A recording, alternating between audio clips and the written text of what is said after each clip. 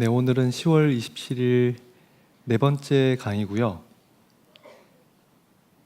제목은 벽 경계를 허물다 열린 공간이라고 되어 있고요. 강의를 시작하기 전에 다음 주는 휴강입니다. 11월 아마 3일일 것으로 기억하는데요. 다시 한번 넘겨보면 다음 주는 휴강이고 그 다음 주 11월 10일부터 5강이 다시 시작됩니다. 지난 시간에는 방에 대해서 먼저 이야기를 했었고요. 광장에 대해서도 얘기를 했었고, 그러면서 도시든 건축이든 그 시작이 광장과 방이라고 이야기를 드렸었고요. 그러면서 일련의 닫힌 공간을 기반으로 한 건축들을 소개를 했습니다. 오늘은 그 반대로요.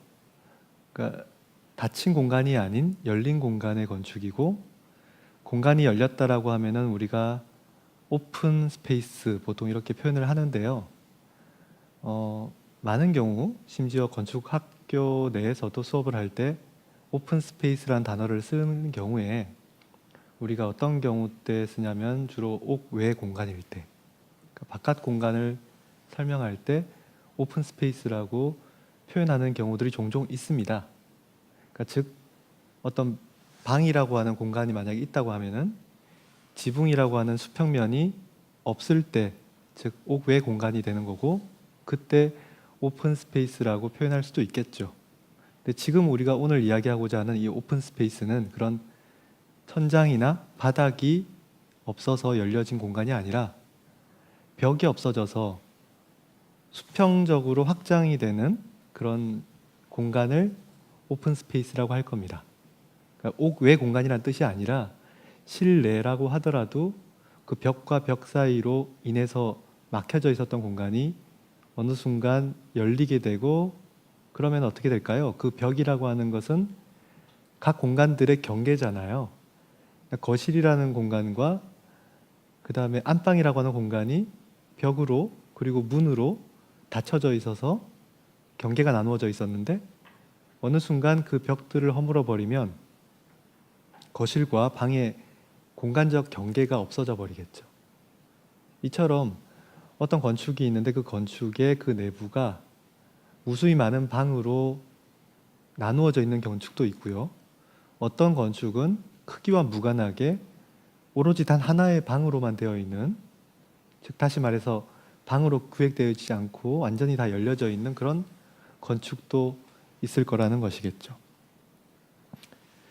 지난 시간에 제가 맨 마지막 장면으로 이 스위스 온천장을 소개를 한 적이 있었어요.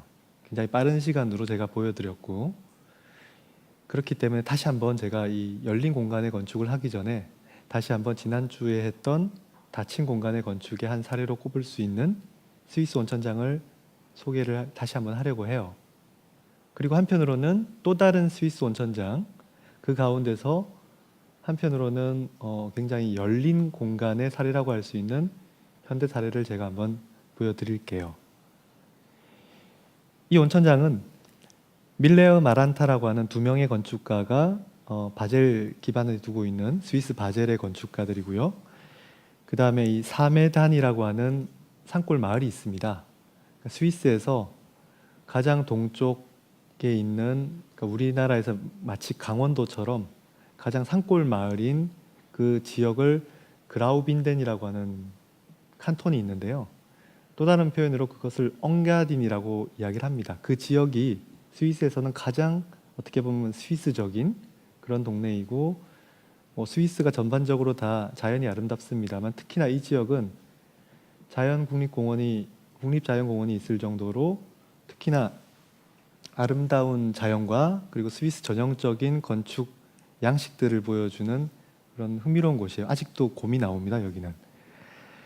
지금 이 지역은 굉장히 춥기 때문에 게다가 산골 마을 가운데 이 사메다는 지금 오른쪽 상단에 보이시는 집처럼 일반적으로 굉장히 단순한 볼륨으로 한 덩어리들이, 그러니까 각각의 방들이 모여서 전체 한 덩어리를 이루고 있을 것이고, 그 안에는 여러 방들이 있을 텐데 그냥 편리에 따라서, 기능에 따라서 배치되다 보면 전혀 뭐 대칭적이지도 않고 어떤 규칙도 없어 보이는 그런 방식의 인면이 자연적으로 형성이 되겠죠. 그리고 지금 보시면 창문에 통해서 우리가 볼 수 있는 벽의 두께가 굉장히 두껍다는 것을 볼 수 있어요. 춥기 때문이겠죠. 또 한편으로는 빛은 많이 들어와야 되지만 결과적으로 창이 크면 클수록 추워질 테니까 바깥쪽은 넓었다가 안쪽으로 가면서 이렇게 좁아드는 이런 재미난 창문 형태들이 있고요. 그러면서 거기에도 장식이 들어가고 막 할 겁니다. 그러니까 이 건축 전반적인 특징들이 이런 하나의 거대한 인면 속에 창문들이 아기자기하게 배치되어 있고, 그러면서 그 창문마다 고유의 어떤 문양들이 있어요. 그런 배경의 마을 가운데 지금 밀레 마란타는 이 온천장을 설계를 했고요. 그 가운데 지금 우리가 각 중앙에 그 건물과 건물 사이로 보이는 흰색의 볼륨이 바로 온천장이고요. 그 뒤로는 온천장이 아니라 교회당의 종탑이 보이고 있죠. 이 온천장의 모습도 어떻게 보면 주변 건물과 굉장히 흡사하게 흰색의 인면이고, 한편으로는 큰 창문들이 조금 여기저기 뚫려 있어요. 지금 잘 보이실지 모르겠으나 조금 더 우리가 집중해서 보면 그 창문들이 뭔가 노란색 띠로 둘러싸여져 있는 게 보이죠. 어떤 경우는 빨간색 띠로도 둘러싸여져 있고요. 어떤 경우는 파란색 띠로도 둘러싸여져 있어요. 자세히 보시면 그것이 타일이라는 것을 알 수 있어요. 즉 저 안에는 어떤 공간이 있었고, 그 공간들은 각각의 색깔 타일들이 입혀져 있고, 그 색깔 타일들이 창문 바깥으로 튀어나와서 창문 주변을 장식하고 있는 것이죠. 마치 우리가 이 입술을 보면요, 약간 그 입안의 피부가 겉으로 나와서 감싸고 있는 것처럼 볼 수도 있잖아요. 이 사메단의 마을은 굉장히 산골 마을이기 때문에 지금 보이시는 것처럼 어떻게 보면 그 지역의 건축에 창문들이 배치되어 있는 것처럼 무작위적으로 건물들이 배치되어 있습니다. 물론 질서가 있죠, 사실은. 근데 보이지 않는 질서겠죠. 그리고 지금 중간에 보이는 이 회색에 칠해져 있는 메스가 교회당 건물이에요. 아니, 죄송합니다. 온천장 건물이죠. 이 온천장 건물의 평면은 저번에도 보았듯이 굉장히 다양한 방들로 구성이 되어 있어요. 근데 이 방들은 사실은 모두가 다 욕탕들이고, 우리가 흔히 욕탕이라고 하면은 여러분들 보통 목욕탕 가시면은 어떤 목욕탕 안에 각 탕들이 마치 뭐라고 할까요? 그러니까 식탁에 접시들이 놓여져 있는 것처럼 목욕탕에 가시면은 그 안에 각 탕들이 이렇게 벽과는 무관하게 떨어져서 이렇게 있죠. 그게 아니라 그 탕 자체가, 그러니까 물 담겨져 있는 그 공간 자체가 완전한 하나의 방으로 만들어져서, 그러니까 목욕탕 공간이라고 할까요? 그 공간들이 여기저기에 닫혀져 있는 채로, 그러니까 서로 어떤 한 공간에 있으면 그 옆에 공간은 우리가 알 수 없죠. 우리는 완벽하게 하나의 공간 속에 있고, 그 다음에 어느 순간 계단을 타고 가면 또 다른 공간을 맞닥뜨리겠죠. 지금 조금 평면을 더 보시면은 이게 입구고요. 들어가시면은 여기서 이제 목욕탕 계산을 하시고, 그러니까 여러분들 스위스 가시면 이제 3회단, 여기가 또 근처에 유명한 스키장들이 많고요. 만약에 가시게 되면은 여기에서 이제 계산을 하신 다음에 먼저 계단을 타고 내려가겠죠. 그리고 옷을 갈아입고 그 다음에는 첫 번째 탕을 맞닥뜨릴 텐데, 그 탕이 바로 이 탕입니다. 지금 색깔이 조금 칠해져 있는데요. 그 첫 번째 탕 또 보시면은 뭔가 가운데 탕이 있고 가에 각각의 또 조그만한 탕들이 같이 연결되어 있죠. 연결은 되어 있는데 독립적이에요. 서로 마치 각각의 박스들이, 상자들이 붙어 있는 모습이죠. 먼저 내부에 들어가면은 아까 옷을 갈아입게 되어 있는데, 그 옷을 갈아입는 공간은 고유한 독립적인 공간이기 때문에 실제로는 밀레아 마란타라는 건축가에서 전체가 다 통제되었지만 각 방마다 마치 고유한 건축적 어떤 장식들 또는 재료들, 표피들을 덮어서, 그래서 여기 경우에는 나무라는 재료를 써서 전체 공간을 완결시켜서 마무리 졌죠. 그 다음 공간에는 어떤 공간이 이어질지는 우리가 예상을 못해요. 그리고 이제 계단을 타고 올라가면 이런 아까 제가 평면상에서 설명드렸던 공간이 나오죠. 가운데 큰 탕이 있고 가장자리마다 각 작은 공간들이 숨어 있어요. 가운데 탕은 굉장히 층고가 높기 때문에 답답하지 않고요. 물론 그 다음에 그 층고가 높은 데가 굉장히 밝죠. 창문이 있겠죠. 아까 우리가 인면상에 보았던 그 노란색으로 둘러져 있던 그 창문이 바로 이 상부의 공간의 측면에 붙어 있겠죠. 한편으로는 내부 창문도 있어요. 그러니까 다른 방에서 위에서 내려다보는 창문도 있을 겁니다. 또다시 이제 계단을 타고 막 오르다 보면은 이런 계단들이 각 방과 방, 단절되어 있는 방을 이어주는 유일한 다리 같은 역할을 하겠죠. 그리고 이제 우리가 보게 되는 이 공간은 지금 가장 입구 위에 있는 공간인데 또 마찬가지로 모든 공간이 물로 가득 채워져 있고요. 그러면서 이번에는 똑같은 타일입니다만 색깔이 다른, 그러나 단일한 어떤 색깔이 아니라 여러 가지 어떤 톤들이 조금 다양한 색깔이고요. 사실은 이 정도 크기의 타일은 일반적으로 쓰지 않는 타일이에요. 당시 스위스에서도 그렇고 우리나라도 그렇고 각각의 타일들이 그 시대마다 표준화되는 타일들이 있거든요. 요즘에는 굉장히 큰 타일들이죠. 작은 타일을 붙이면 현장에서 굉장히 싫어합니다. 근데 이제 70년대 때는 여러분들이 떠올려 보실 만한 적정한 사이즈의 익숙한 타일 크기가 있을 거예요. 일부러 건축가는 그 70년대 건축가가 경험했던 그 타일들의 사이즈를 고집해서 여러 가지 톤들로 덮었고요. 한편으로는 창문이 보이시죠? 그 창문의 옆에 측면을 보시면 그 타일이 그대로 타고 가는 게 보이시겠죠? 그럼 우리가 저 창문 바깥으로 다시 띠가 둘러져 있을 텐데 그 띠는 마찬가지로 타일들이 둘러싸여져 있겠다는 생각을 할 수 있을 겁니다. 그러니까 몇 가지 원칙들이 있고 그 원칙들이 합리적으로 진행되고 있죠. 그리고 나서 이제 또 다른 공간을 들어가게 되면 이제 사우나탕이 있을 것이고요. 등등 여러 가지 각각의 모욕이라고 하는 것은 어떻게 보면 몸을 씻는 것이고, 이렇게 몸을 씻는다는 것은 굉장히 어떻게 보면 신성한 행위잖아요.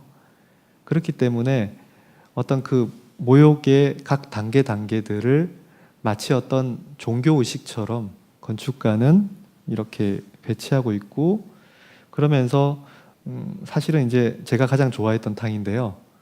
저도 이제 이 목욕탕을 보기 위해서 사베단을 갔었고요. 근데 스위스 온천장들이 제가 좀 마음에 드는 이유는 42도 탕이 있습니다. 프랑스 같은 경우에는 온천들이 38도 정도 돼서 굉장히 있다 보면은 추워요. 물이 나를 데우는 건지 내가 물을 데우는 건지 모를 정도로 조금 으슬으슬해지는데 스위스의 온천장들은 꼭 이렇게 42도 탕들이 있더라고요. 그래서 이제 이런 탕에 또 들어가 보게 되면 이번에 노란색 타일이 덮여 있고 그다음에 그게 큰 창문이 있고, 그러니까 지금 보이시는 그 창문들은 우리가 밖에서 보았을 땐 굉장히 무작위적으로 배치되었다고 생각을 했는데 사실은 굉장히 합리적으로 배치가 된 것이죠. 단면상으로 보면 각 공간들이 조금씩 층고가 다르고요. 바닥 레벨도 다르고요. 그러다 보면 그 바닥에 맞는 높이의 창문을 뚫으면 자동적으로 밖에서 보면은 뭔가 무작위적인 배치처럼 보일 뿐이죠.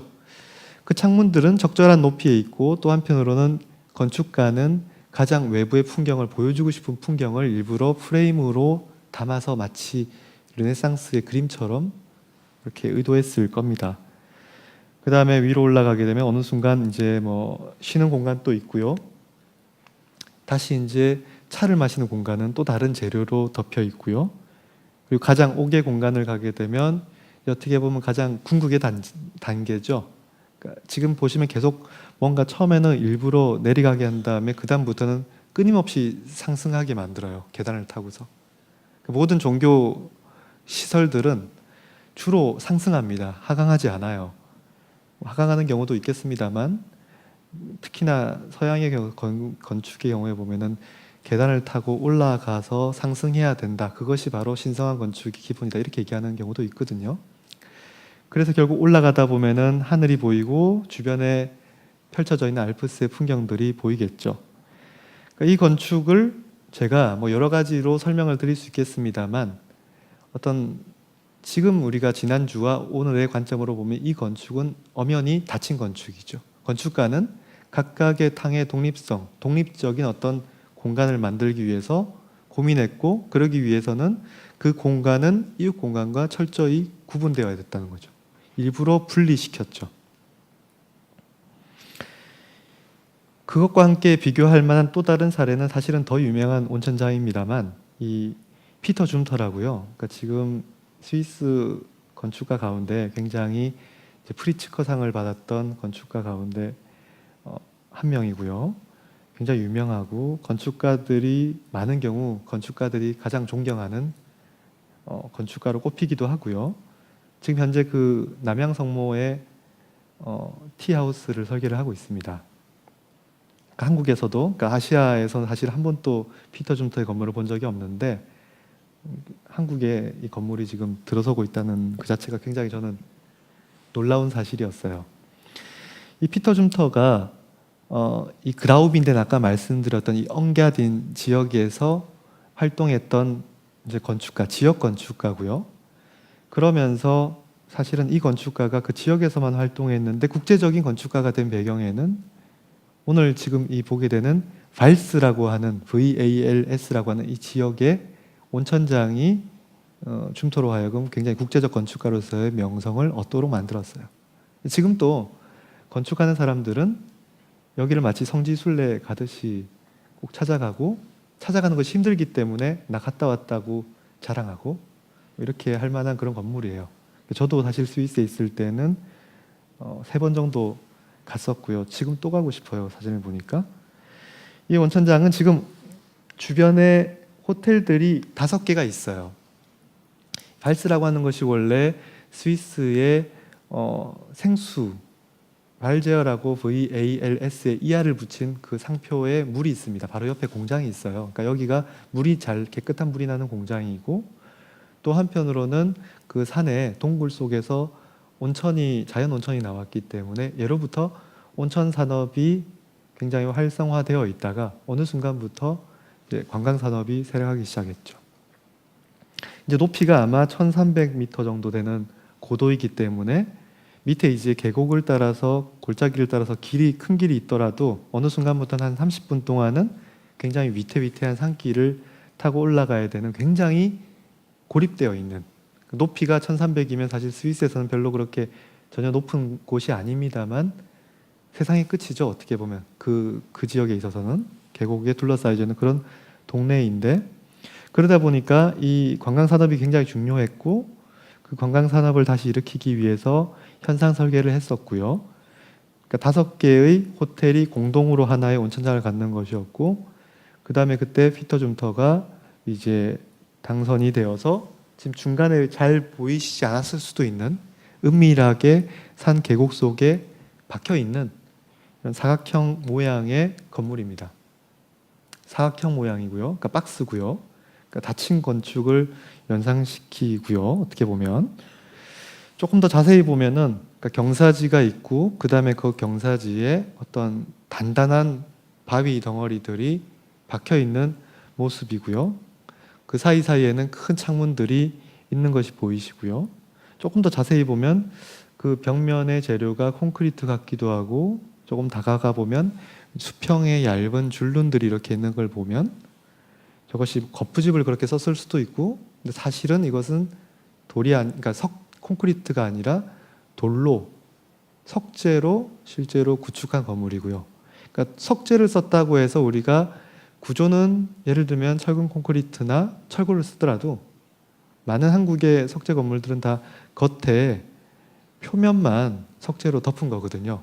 그것을 타일로 바를 수도 있고, 석재로 바를 수도 있고, 아니면 유리로 바를 수도 있고, 아니면은 심지어 페인트로 칠할 수 있는 것처럼 그냥 바깥을 싸는 표피로서의 그런 석재지만, 이 줌터의 이 석재는 그 자체가 아예 구축이자 구조인 그런 방식으로 만들었어요. 이 건축가는 처음에 시작은 이러했어요. 그러니까 먼저 동굴 속의 온천이기 때문에 어두운 동굴이 있었을 것이고, 거기에 어느 순간 물들이 샘솟겠죠. 그러다 보면은 동굴 속에 물이 있고, 동굴은 돌이죠. 돌 공간 속에 물이 고여 있고, 동굴의 끝에는 빛이 들어오겠죠. 그렇기 때문에 빛과 물과 돌, 이 세 가지의 자연 요소들만 가지고 건축을 하겠다.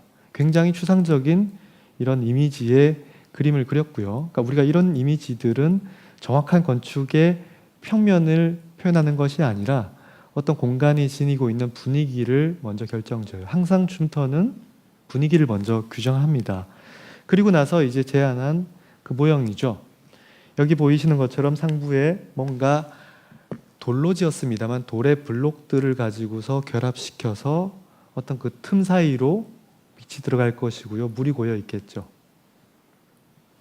평면은 재밌게도 이와 같은 표현을 해요. 그러니까 뭔가 어두운 흑색의 윗부분은 이제 땅 속에 묻혀 있는 부분이고 경사가 떨어지니까 그 다음에 밑에 부분은 이제 옥외로 이렇게 면에 있을 부분들이고요. 그러면서 새까맣게 칠해져 있는 블록들이 가운데 건져 있죠. 지금 우리가 집중해야 될 것은 이 블록들은 어떻게 보면 아까처럼 닫힌 공간일 수 있어요. 근데 블록 바깥의 흰색 공간들은요? 닫혀 있나요? 끊임없이 검은 블록들 사이사이로 연결되어 있죠. 공간의 경계가 없죠. 가운데 지금 보면은 뭔가 작은 물의 흔적, 회색으로 칠해져 있고 오른쪽에는 큰 탕이 있는 거죠. 실제로 이 평면은 이러합니다. 지금 보시는 것처럼 각각의 검정색의 블록들은 그 속에 고유의 기능들을 담고 있어요. 구체적인 기능들이고 세부적인 기능들이고 그 기능들은 좀 잘 안 보이시겠습니다만 오른쪽 하단에 글자들로 정해져 있어요. 뭐 소리탕이라든지 아니면은 꽃잎의 탕이라든지 또는 뭐 온도를 표현하는 뭐 17도, 18도 탕, 42도 탕 아니면은 뭐 돌에 뭐 물을 마시는 공간 뭐라든지 아니면 사우나라든지 탈의실이라든지 그러니까 윗부분은 탈의실이고 옷 갈아입고 이렇게 나오게 되면은 경사로 비슷한 공간을 통해서 이제 중앙탕으로 통과할 것이고요. 각각의 기능들이 담겨져 있는 탕들이 있고요. 옥 외에 지금 풀장과 같은 온천 한 38도 정도 되는 그런 온도의 탕이 있어요. 겨울엔 조금 더 높여주고요. 그러니까 겨울에 38도고 아마 여름에는 36도 뭐 이럴 겁니다. 제가 왜 이런 걸 다 기억하고 있죠? 줌터의 이 건축은 흥미롭게도 굉장히 두꺼운 벽체를 갖고 있어요. 이 벽체는 사실은 그러니까 지역의 돌들을 잘라서 마치 테이블처럼요. 잘라서 이 테이블들을 그러니까 우리가 일반적으로는 세워서 표면에 붙였잖아요. 한국 같은 경우에는. 근데 그것이 아니라 이 눕혀져 있는 테이블들 판 같은 식탁판 같은 크기의 그런 돌들을 쌓아서 차곡차곡 쌓아서 그 자체로 두께를 갖고 있는 구조적인 역할을 하게 되고 그러면서 쌓여져 있는 결합되어 있는 그 블록들 속에는 파여진 동굴과 같은 그런 각각의 탕들이 있겠죠. 지금 보이시는 공간은 중간에 각 블록들 사이사이로 물이 고여 있는 중앙 탕의 모습이고요. 그 탕 속에서는 우리가 바닥이든 벽이든 우리가 그 똑같은 재료, 그 재료들을 느낄 수 있을 겁니다. 이 재료는 이 지역에 발스에 가시면은 그 산골 마을에 그 산장들이나 뭐 오두막 창고 등등의 그런 지붕을 보시면 여기 보이시는 것처럼 돌들로 쌓았어요.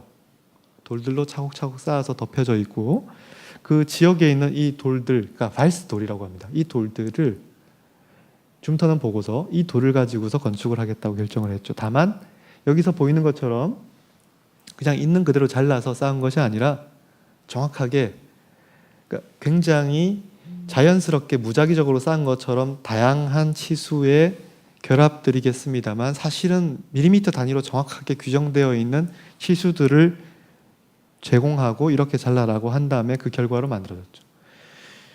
아까 지금 뒤에 그 탈의실이 있고 그 다음에 내려오는 경사로 부분이고요. 지금 흥미롭게 지붕을 보시면 지붕만 유일하게 돌이 아닙니다.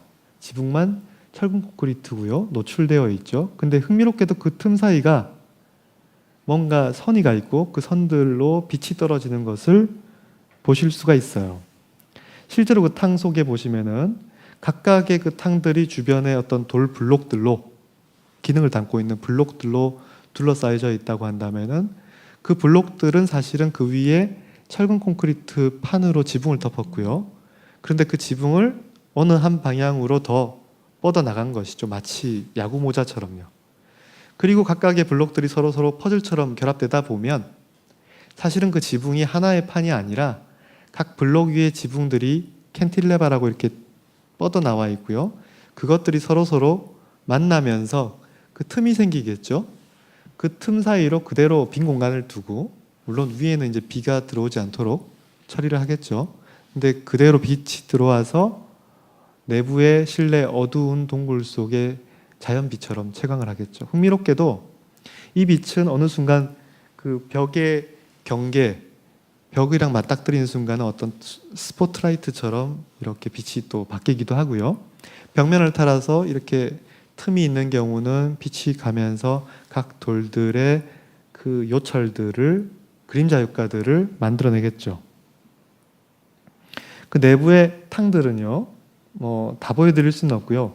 이 탕들은 분명하게도 닫힌 공간이라고 말씀드릴 수 있을 것 같아요. 그러나 분명한 것은 그 블록들은 고유의 어떤 바위처럼 처리가 되어 있고 나머지 부분들은 다 열려 있다는 것이죠. 하나의 공간처럼. 그렇기 때문에 만약에 창문은 블록의 경우에는 물론 우리가 네모난 창문을 뚫을 수 있겠습니다만 그 블록과 블록 사이에 빈 공간이 외부랑 만나는 경우는 창문이 아니라 사실은 유리 전면 창으로, 그러니까 창이 아니죠. 사실은 유리 표면으로 그 블록과 블록 사이를 단순하게 막아서 우리는 여전히 연속적인 공간으로서 열어버릴 겁니다. 그러니까 이 공간은 굉장히 어쨌거나 유명하게 되고 이제 모델들의 사진의 공간이라든지 그렇게 될 겁니다. 아마 여기 가시게 되면 이제 다 수영복을 입고 들어가셔야 돼요. 조금 더 자세히 우리가 모형을 보시면 아까 여기 각각의 탕들이 있고요. 그 탕들 속에 지금 이런 각각의 사실은 한쪽 방향과 다른 쪽 방향으로 캔틸레바를 뻗어서 그것들의 경계들이 만들어져서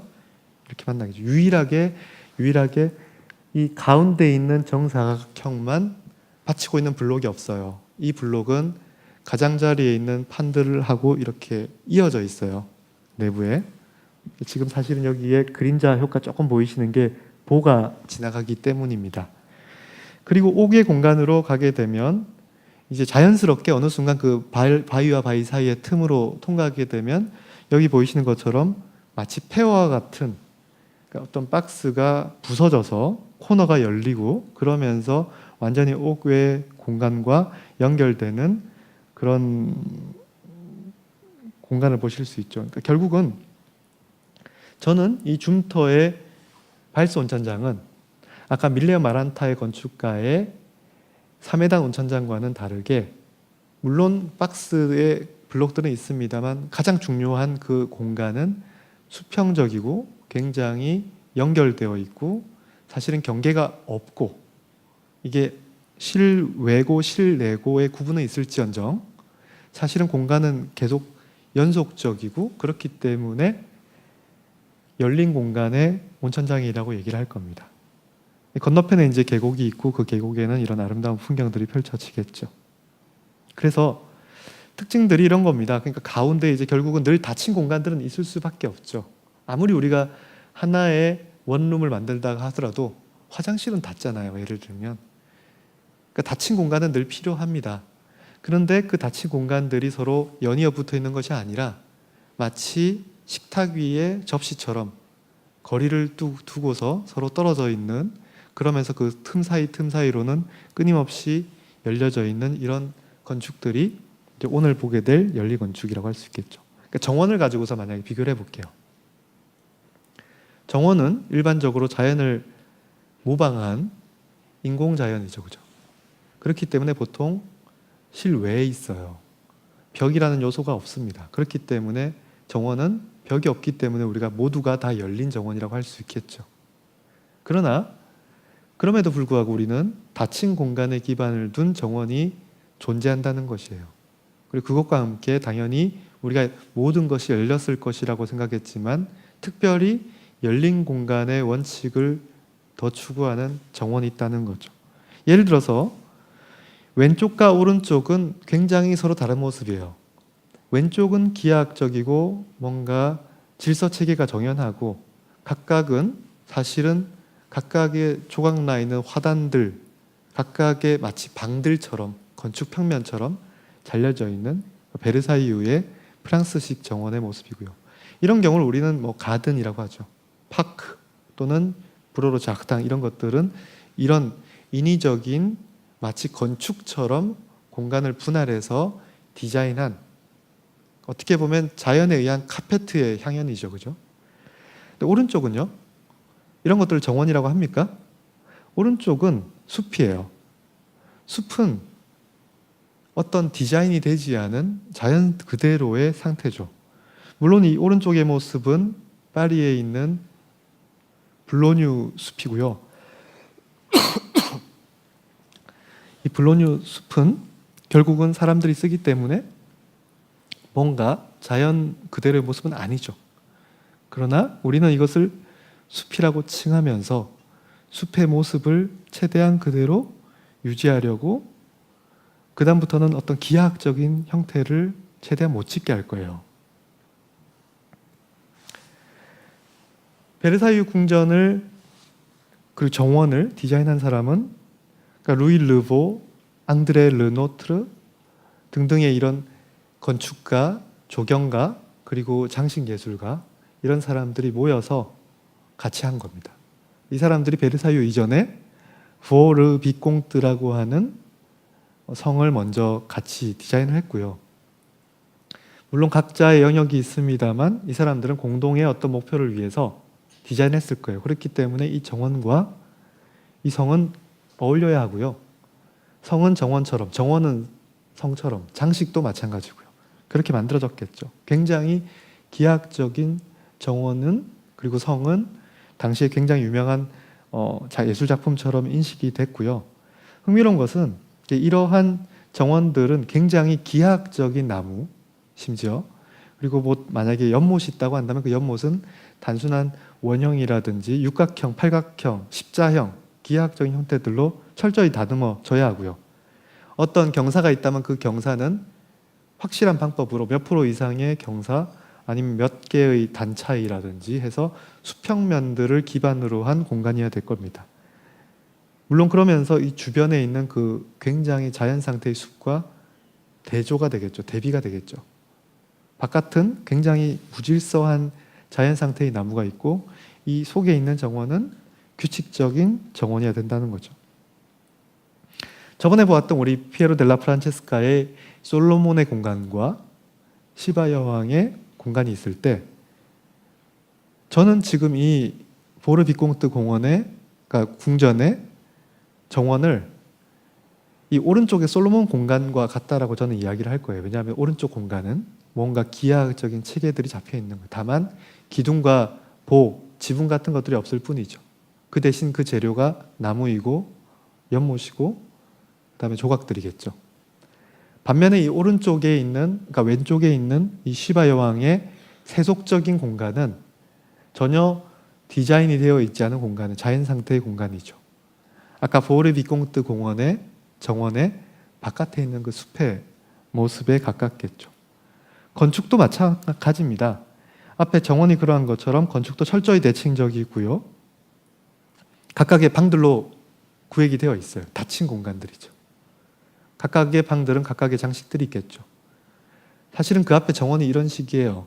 각각의 화단들이 있고 각각의 화단들은 각각의 수종들로 장식을 하겠죠. 이 건축가들이 베르사유를 이제 디자인을 하게 된 겁니다. 그러면서 성과 그 뒤에 있는 정원, 장식들을 한 번에 같이 하나의 예술 작품인 것처럼 디자인을 했겠죠. 밑에 있는 도시부터 시작해서 그 앞에 있는 중간에 있는 성 그리고 그걸 통과해서 보게 되는 인위적인 자연 공간 모두가 다 사실은 닫힌 체계의 공간이에요.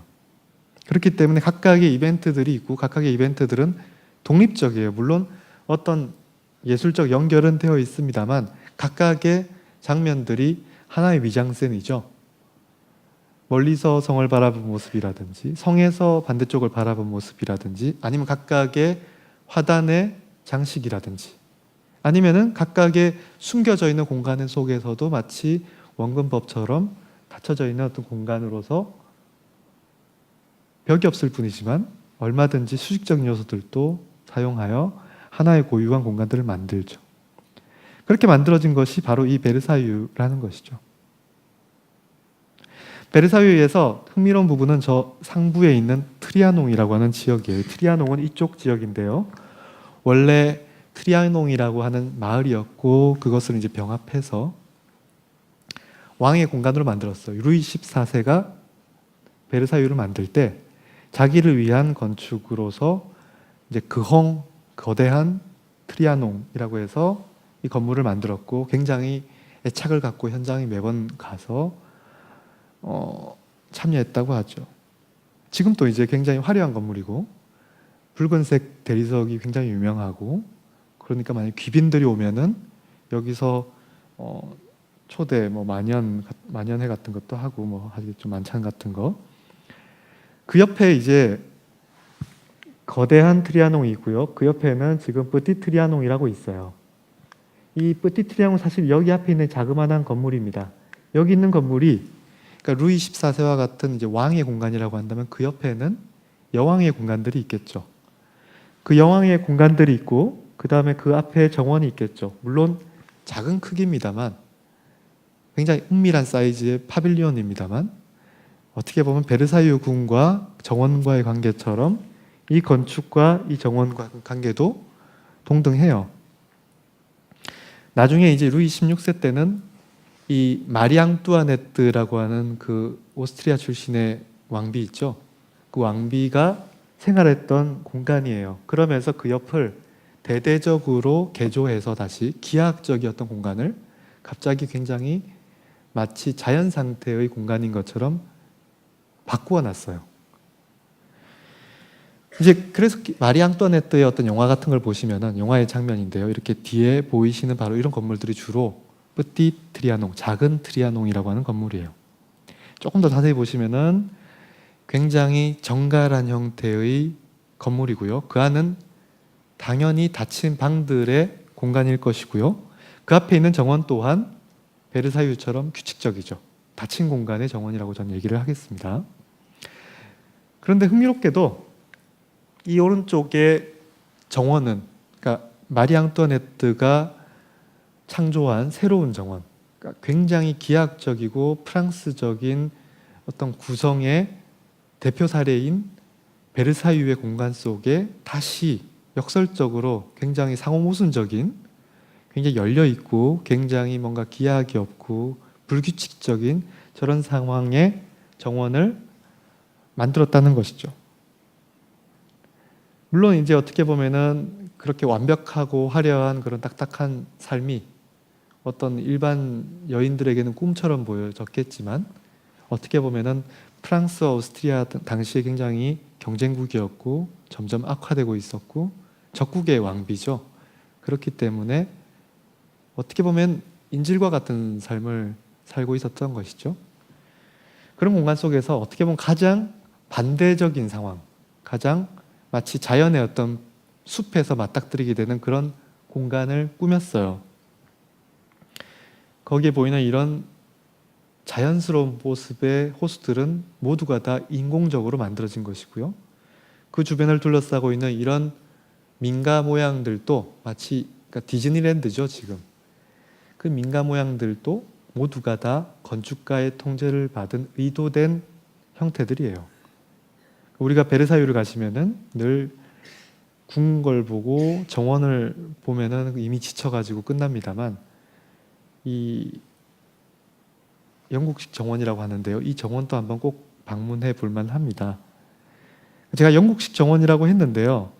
이런 정원들은 사실은 당시에 프랑스식 정원 또는 이탈리아식 정원이 먼저 이탈리아식 정원이 있었고 그 다음에 그것이 프랑스로 넘어오면서 훨씬 더 발전했고 그런 정원의 전통이 이제 어떻게 보면 당시 문화적 헤게모니를 잡고 있었는데요. 그 비슷한 이제 시기에 조금씩 영국 쪽에서 여기서 보이는 것처럼 굉장히 목가적인 풍경의 정원을 발전시키고 있었던 거예요. 그러면서 마리 앙뚜아네트가 이 베르사유 정원 속에다가 가장 프랑스적인 정원 속에다가 영국식 정원들을 만들었고 한편으로는 이런 행위들이 굉장히 당시에 프랑스의 지성인들이나 뭐 시민들한테는 더 사실은 마리 앙뚜아네트를 비판하게 되는 그런 배경 중에 하나였을 겁니다. 이런 영국식 정원들을 우리가 뭐라고 하냐면요, 이걸 픽처레스크라고 합니다. 그 픽처 하면은 그림이잖아요. 근데 그 그림은, 그러니까 그림 같은이란 뜻인데 그 그림은 풍경화 같은이에요. 풍경화라고 하는 것이, 그러니까 랜드스케이프 페인팅이라고 하는 것이 한편으로는, 그러니까 르네상스를 통해서 우리가 원근법이 발전하고 원근법적인 그림들의 전통들이 막 굉장히 굳건해질 때 한편으로는 풍경화의 전통 또한 시작되고 있었거든요. 그러면서 푸산 같은 사람이나 또 계속 이어지는 그런 일련의 풍경화 속에서 전통적인 어떤 역사화들 속에서 우리가 어떤 역사적 배경이 있고 거기서 벌어지는 이야기들을 막 보잖아요. 그게 아니라 여기서는 숲을 배경으로 해서 어떤 사건들이 벌어지는데, 숲이라고 하는 것은 우리가 한 치 앞을 못 내다봐요. 저 숲을 뒤에 독사가 있을 수도 있고요. 그 독사에 물려서 죽은 시체가 있을 수도 있겠죠. 그걸 보고 발견하고 깜짝 놀라게 되고, 그러면서 그 너머에는 또다시 굉장히 평화로운 공간이 펼쳐져 있고, 그런 것들이 끊임없이 감춰져 있고 발견되고 그러면서 연결돼요. 완성이 되어 있지 않죠. 이런 푸상의 그림이라든지 아니면은 르 로랑이라고 하는 르네상스 화가 가운데 특히나 이탈리아 평원을 굉장히 배경으로 삼아서 그렸던 이런 사람의 그림들, 그 속에서는 건축적 장치들이 마치 나무, 조경 뭐 그런 것처럼 어떤 전체적인 자연 속의 한 일부분처럼 안착되어 있어요. 그 건물들은 물론 굉장히 고전적인 대칭적인 건축물이들이겠습니다만 조금 차이가 있는 것이 뭔가 자연스러운 공간 속에서 우발적으로 놓여진 것처럼 배치를 하고 있다는 점이죠. 근데 이러한 그림들을 영국 귀족들이 굉장히 관심 갖기 시작했고, 그 그림들을 벽에다 걸고 보던 순간 어느 순간 창문 너머로 보이는 내 정원이 마음에 안 들기 시작했겠죠. 이 그림처럼 내 정원을 바꾸어라. 그래서 이런 영국식 정원이 시작된 거예요. 영국식 정원은 결국은 풍경화 속의 풍경처럼 만들어지는 것이고, 그렇기 때문에 이 정원을 디자인한 사람들은 흥미롭게도 풍경 화가들이 많았어요. 마치 그림처럼 자연을 창조하는 것이죠. 게다가 이 자연은 사실은 이탈리아식 자연인 것이죠. 여기 보이는 이런 달이라든지 뒤에 보이는 이런 사원 같은 것들은 우리가 풍경화 속에서, 로랑의 풍경화 속에서 발견될 수 있는 그런 장치들이거나, 아니면은 저 뒤에 보이는 저런 이 파빌리온은 저번에도 우리가 늘 몇 번 보았습니다. 이미 그 빌라 로툰다 있잖아요. 팔라디오에 이런 로툰다와 같은 그런 건축적 아이콘 같은 것들을 갖고 와서 마치 어떤 정자처럼 설치하고 있는 것을 볼 수 있어요. 특징은 더 이상 프랑스식 정원처럼 반듯한 세상이 아니라 공면에 끊임없이 연속되는 경계가 없는 그런 공간이에요. 프랑스식 정원은 경계가 명확했죠. 그렇기 때문에 우리가 프랑스식 정원에서 가질 수 없는 그런 공간 경험을 하게 돼요. 끊임없이 우리는 움직이면서 위에서 밑으로 내려다보고 밑에서 위로 올라보면서 또 다시 새로운 공간을 또 발견하게 되고, 똑같은 풍경이 다른 각도로 보이게 되고, 하나도 확정적이지 않죠. 계속 움직이죠. 그러니까 어느 순간 오른쪽에 공간 같은 것을 꿈꿔왔던 것이 닫힌 공간이고 닫힌 건축이고 프랑스식 정원이라고 한다면, 어느 순간 왼쪽과 같은 정원을 꿈꾸기 시작했고, 그러면서 이 왼쪽과 같은 건축을 꿈꾸기 시작한다면, 그러니까 끊임없이 연속적인 공간을 꿈꾸기 시작한다면 그것이 바로 열린 건축이라는 것이죠.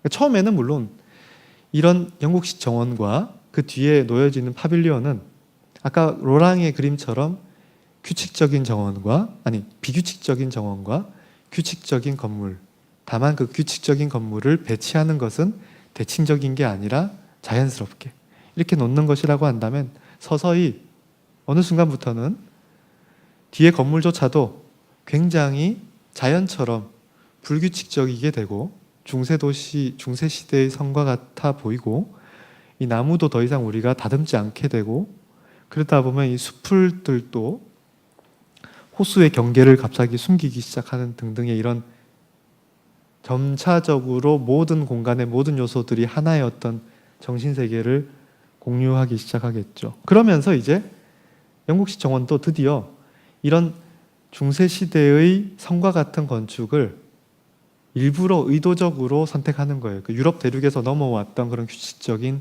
닫힌 공간의 건축이 아니라 원래부터 있었던, 영국에서 원래부터 있었던 건축과 같은 그런 형태의 건축을 우리의 정원 위에다 놓겠다는 거예요. 그러니까 프랑스식 정원과 프랑스식 건축이 서로 호응했던 것처럼 영국식 건축과 영국식 정원은 서로 호응하기 시작하죠. 지금 뒤에 보이는 이 건물은 이 나이트라고 하는 유명한 그 랜드스케이프 디자이너, 조경 예술가가 자기를 위해 지은 새로운 건물이에요. 18세기에 지은 건물을 이렇게 지은 거죠. 그렇기 때문에 이제 우리가 근대 건축에서 이제 드디어 이런 건축들을 다루기 시작하는 거예요. 뭔가 대칭적이지 않아요. 뭔가 삐뚤어져 있고 뭔가 어떻게 보면 좋게 얘기하면 역동적이에요. 윌리엄 모리스 필립 웹이 설계한 이 레드하우스는 정말 중세 시대의 건축과 같은데 그럼에도 불구하고 이 건축의 그 형태들, 그런 배치, 각자의 기능들에 순응해서 놓여진 그 배치들, 그런 배치들이 굉장히 흥미롭게 받아들이기 시작했고 나중에 이제 근대 운동이 한참일 때 바우하우스라고 하는 디자인 건축 학교가 있죠. 그 건축 학교를 설계한 발터 그로피우스의 그 건물은 영국식 정원처럼 또는 피처레스크한 그런 구성을 갖는 거예요. 각각의 기능들이 있고 그 기능들이 서로 역동적으로 있기 때문에 우리는 어느 순간 한눈에 알아볼 수가 없어요. 이 건물을 알기 위해서는 끊임없이 주변을 움직이면서 탐구하고 그러면서 결과적으로 발견하는 거죠. 그러면서 한편으로는 뭔가 박스에 의해서 규정되었던 그런 건축의 전통들을 탈피하자라고 하는 움직임들이 벌어지기 시작합니다. 이것을 우리가 Destruction of the Box라고 표현을 하기 시작합니다. 그 대표적인 주자가 미국의 근대 건축의 1세대라고 할 수 있는 그러니까 프랭크 로이드 라이트라고 하는 건축가가 있어요. 이 건축가의 평면을 보시면은 그 이전과 상상했을 때는 정말 혁신적인 평면이었어요. 각각의 건물들이 벽으로 닫혀져 있었는데 그 벽들이 어느 순간 점으로 치환되고 그러면서 그 공간과 공간 사이의 경계가 없어져 버리고 그러니까 마치 우리가 고전적인 건물의 건물에다가 물을 채워 넣으면 꽉꽉 차여져서 담길 것 같은데 이 건물에다가 물을 쏟아부으면 그냥 다 새어나갈 것 같죠. 내부와 내부의 경계도 없고 내부와 외부의 경계도 없는 것처럼 물론 우리가 제가 말한 그런 완벽하게 열려져 있는 건축은 아니에요. 엄연히 내부와 외부도 있고 다 각각의 공간들의 어떤 구획들도 있습니다만 건축가가 기존에 닫혀져 있던 공간들을 조금씩 지금 열고 있는 거예요. 파괴하고 있는 거예요. 그러면서 그런 건축을 건축학자들은 오픈이라는 표현을 씁니다. 열린 평면이라고 하죠. 그러면서 그런 열린 평면은 1차 세계대전까지 유럽이 얽매여져 있었던 전통적인 주택의 답답함, 닫힌 건축이죠. 물 부수었고 닫힌 블록이 아닌 자유로운, 열린, 자유로운 이런 표현들이 이제 근대 건축 속에서 막 등장하기 시작할 거예요. 그러면서 이런 내부 공간의 유연한 처리는 어느 순간 경직되었던 건축, 닫힌 체계의 건축의 전통에 뭔가 긍정적인 단어들을 쓰기 시작하죠. 움직임, 생명, 자유, 열린 이런 등등의 표현들을 쓰기 시작할 겁니다. 라이트의 또 다른 건축은 지금 우리가 겉 형태로 보면은 우리가 지금 현대 시대에 살고 있기 때문에 이 건축이 얼마나 혁명적이었는지를 이해하기 쉽지 않습니다만 그 전의 건축에 비해서는 굉장히 파격적인 평면이었어요. 예를 들어서 우리가 아까 보았던 빌라 로툰다, 팔라디오의 로툰다의 것을 오른쪽이고요. 그 다음에 그것과 흡사한 이 라이트의 건축 평면이 왼쪽입니다. 둘 다 십자형이에요. 근데 오른쪽은 각각의 공간들이 명확하게 구획되어 있고요. 그 다음에 사람들은 그 공간의 중심으로만 움직여요. 각 방들은 가운데가 다 비워져 있습니다. 근데 왼쪽은 반대로 같은 십자형 평면인데 가운데 뭐가 막혀져 있죠. 벽난로라는 요소가 오브제처럼 가운데 막고 있어요. 비워져 있는 게 아니라. 그럼 사람들은 어떻게 움직이나요? 여기서는 중심을 따라 움직인다고 한다면 여기서는 자연스럽게 가장자리로 움직일 거예요. 그러면서 여기 있는 이 방과 여기 있는 방이 코너가 모서리가 만나면서 모서리가 열려져 버리죠. 문이 없어요. 문이 없으면 어떻게 되나요? 바닥과 천장이 연결되기 시작하죠. 바닥과 천장이 연결되기 시작하면 우리는 하나의 공간이라고 생각할 수 있잖아요. 이런 흐름들은 근대 건축에 이제 굉장히 활발하게 이루어집니다. 제가 근대 건축을 굉장히 빠른 속도로 한번 살짝 말씀드려 볼게요. 기디온이라고 하는 유명한 건축 역사학자가 있는데요. 이 사람이 썼던 표현이 interpenetration, 서로 관통한다라는 표현이에요. 이게 다 열려 있는 건축을 표현하기 위한 겁니다. 이 사람이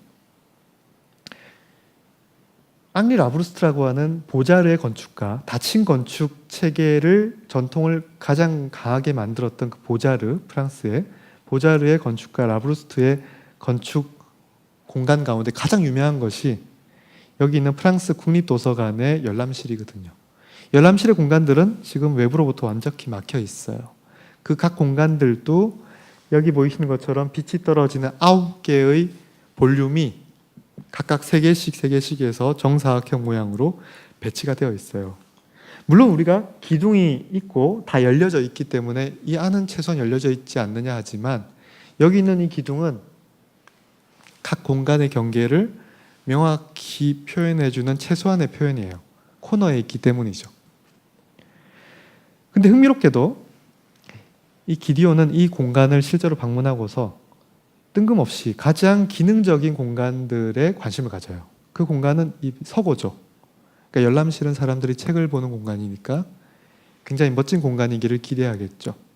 근데 서고는 책들을 그냥 창고처럼 정리하는 공간이에요. 그러다 보니까 꽉꽉 여러 개의 층으로 채워져 있고, 근데 다만 빛이 관통하도록 하기 위해서 모든 공간들이 다 철제 프레임으로 다 관통하도록 만들어져 있어요. 계단까지. 여기 지금 보이시는 것처럼요. 이랬을 때 기디온은 이걸 사진 찍고 이 공간을 찬양합니다. 그러면서 이것을 마치 오픈 디자인이라고 얘기를 해요. 열린 디자인이라 그러죠. 새로운 공간을 보여주었다라고 얘기를 합니다. 왜냐하면은 저기는 지금 각각의 그 판들이 있고 판과 판 사이의 공간을 얘기하는 게 아니라요.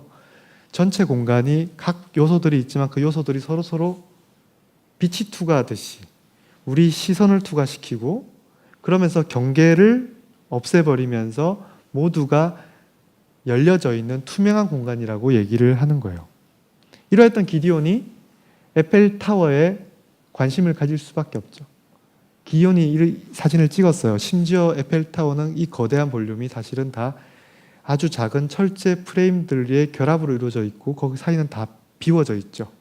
일반적으로 구조는 꽉 채워진 메스여야 하는데 에펠타워는 그렇게 큰데도 불구하고 모든 요소들이 다 새어나가더라는 거죠. 게다가 우리는 엘리베이터를 타고 지금도 그렇습니다만 경사진 다리 사이를 엘리베이터를 타고 관통하죠.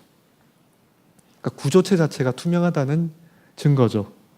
그렇기 때문에 기디온은 이런 철제 프레임에 사실은 건축이 아닌 사례들에 굉장히 관심을 가졌어요. 그리고 이것이 새로운 20세기의 건축의 시작이다라고 얘기를 하죠.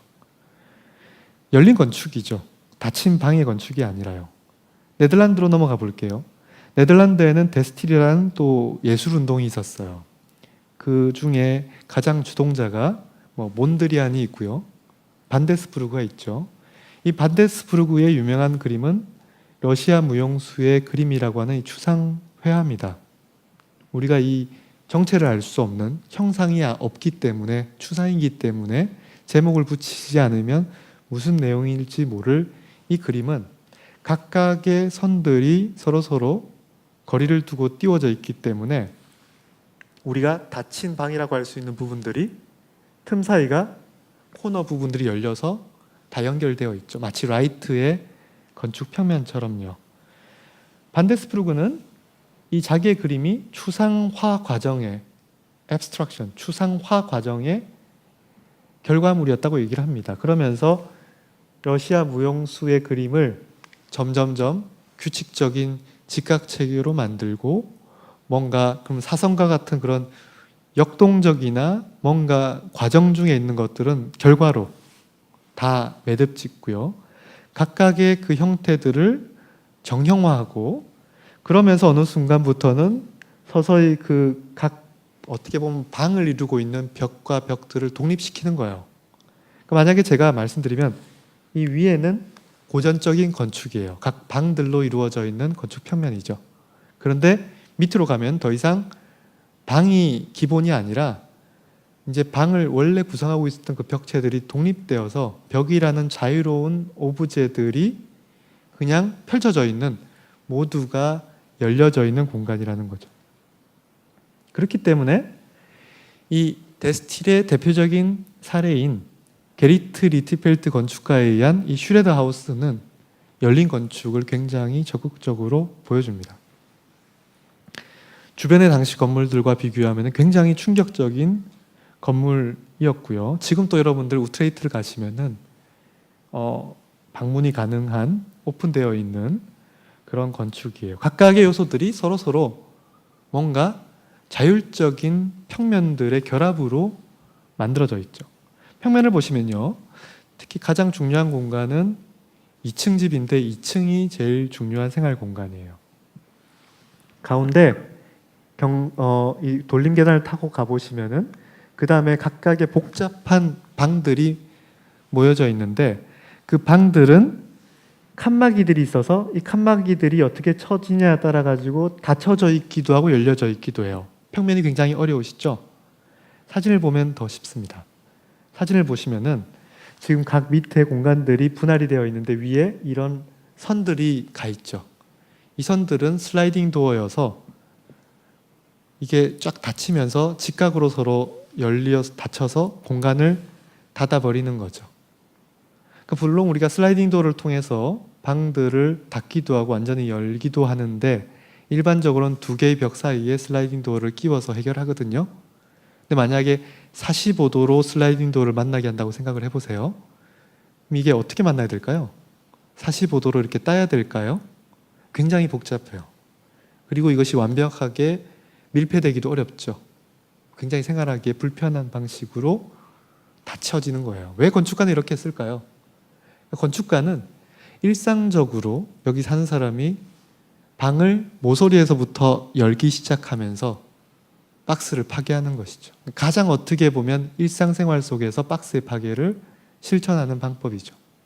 그러니까 즉 우리가 만약에 박스를 파괴하려고 한다면 파괴해야 될 것은 가장 전략적인 곳은 두 개의 벽이 만나는 모서리예요. 그 부분만 없애버리면 박스의 기하학의 가장 기본적인 질서가 파괴가 되는 곳이겠죠. 그렇기 때문에 이 건축은 코너에서도 기둥이 비껴 있죠. 비껴 있을 뿐만이 아니라 거기는 다 유리 창문으로 둘러싸여져 있어요. 게다가 그 유리 창문은 열려요. 열리는데 마찬가지로 코너가 이렇게 열리게 되어 있어요. 그렇기 때문에 우리가 열면 이것처럼 열려요. 1924, 5, 6년도에 이런 창문 디테일을 만드는 건 굉장히 어려운 일입니다. 그럼에도 불구하고 건축가는 굳이 이런 창문을 만들어서 결과적으로 어떻게 될까요? 일상적으로 우리가 이걸 열게 되면 내부와 외부의 유일한 경계였던 이 선이 아예 사라져 버리죠. 우리가 유리와 유리를 맞닥뜨려도 유리가 만났기 때문에 그 선이 보이잖아요. 여기서는 그 가운데 있는 선 자체도 없어져 버렸기 때문에 내부와 외부의 어떤 물리적, 기하학적 경계가 아예 사라져 버리는 거예요. 외부에서 본 모습이죠. 또 다른 근대 건축가 미스 반데로의 독일 건축가도 프리, 오픈 이런 표현들을 종종 썼습니다. 미스 반데로의 초기 건축 계획안 가운데 벽돌로 된 컨트리 하우스 같은 경우에는 지금 보이시는 이 평면이 굉장히 아까 데오 반데스부르크의 러시아 무용수의 춤과 흡사한 추상화 같은 평면이죠.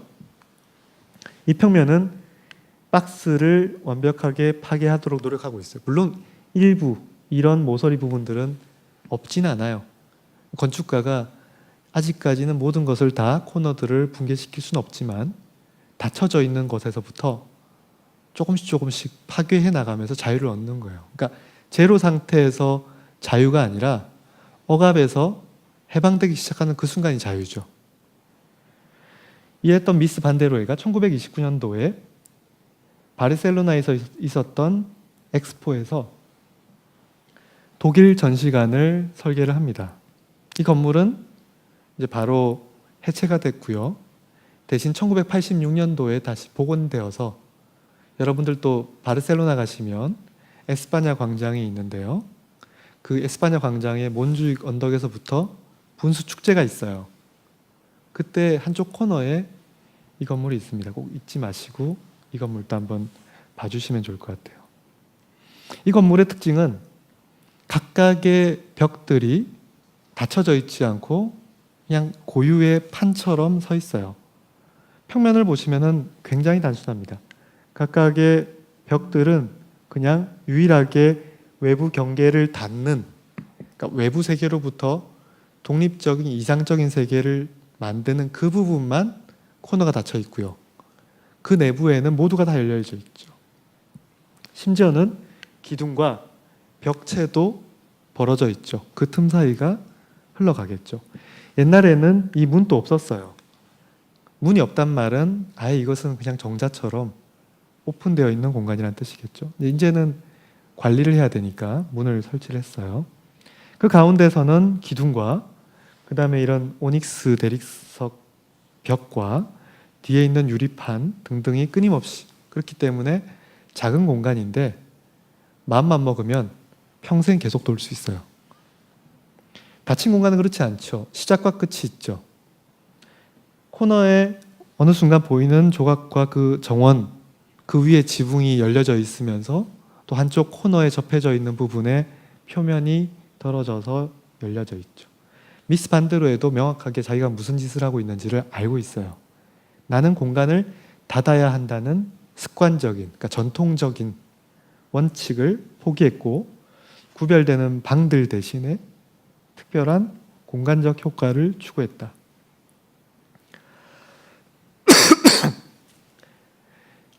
우리 저번에 보았던 판스워스 하우스도 그 결과 도달된 어떻게 보면 궁극의 자유평면이죠. 오로지 이 공간 속에는 화장실과 같은 욕실 등등의 이 기능적인 볼륨, 이 볼륨 외에는 모든 공간들이 다 열려져 있죠.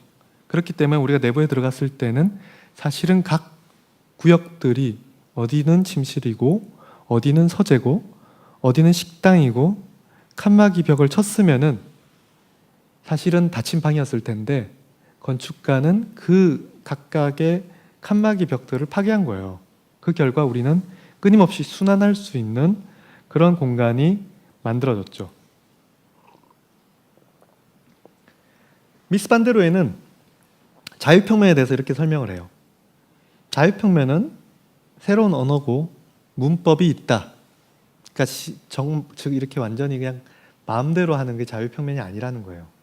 뭔가 체계도 있고 교육도 필요하고 지성도 필요하다. 예를 들어서 닫힌 요소, 화장실 같은 것들은 늘 필요하며 다만 그 요소를 배치할 때는 외벽으로부터 떨어져야 된다. 여기 중간에 보이는 요소를 외벽에다가 붙이는 게 아니라 가운데 놓고 우리는 오로지 그 주변을 마치 눈앞에 있는 이 가구들이 공간 가운데 있고 그 주변에 우리가 끊임없이 도는 것처럼, 그래야지 공간들이 계속 연속되잖아요. 이것을 따라했던 필립 존슨의 글라스 하우스라는 건물이 있죠. 그러니까 판스워스 하우스가 한참 설계하고 있을 때 필립 존슨이 이 주택의 모양을 보았고 그걸 자기를 위한 건축으로 빨리 완성을 시켰어요. 비슷하게 구조체계는 한쪽에 4개씩 해서 8개의 철골 기둥이 있고 그 사이에 완전히 열려져 있는 그런 평면이에요. 내부와 외부의 경계도 없고 내부와 내부의 경계도 없죠. 평면을 보시면 닫힌 요소가 화장실이죠. 외벽으로부터 떨어져 있죠. 나름 원칙을 잘 알고 있어요. 그러나 그럼에도 불구하고 차이는 있죠. 판스하우스 하우스 같은 경우에는 기둥이 하나, 둘, 셋, 넷, 그래서 8개의 기둥이 있다고 한다면 더 튀어나왔죠. 그리고 그 다음에 건축의 경계는 여기 있는 기둥으로부터도 또 튀어나왔어요. 근데 여기는 하나, 둘, 셋, 4개의 기둥이 있고 거기를 맞추어서 건물을 딱 지었어요. 그 결과 코너에 문제가 생기죠. 제가 닫힌 건축, 열린 건축 계속 지금 코너의 문제라고 말씀을 드리는데 여기에는 이 코너가 그대로 각 건물의 그러니까 구조체로서 딱 배치되어 있죠. 그러니까 완벽하게 열린 건축이기 위해서는 그 코너가 비워야 되는데 여기는 그렇지 않은 거예요.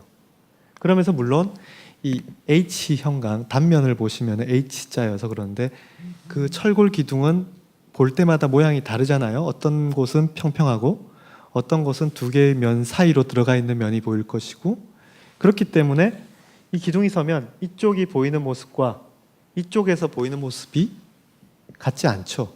보편적이지 않죠. 그러니까 뭔가 이런 것들을 보고 건축적으로는 좀 아쉬움이 있을 수 있다고 한다면 미스 반데로에는 그 코너에 완전히 비운 상태고 그 다음에 기둥도 코너로부터 비껴져 있죠. 아까 우리가 보았던 그 게리트 리트펠드의 슈레더 하우스의 열린 창문처럼 완벽하게 경계가 열려져 있는 것을 볼 수가 있어요.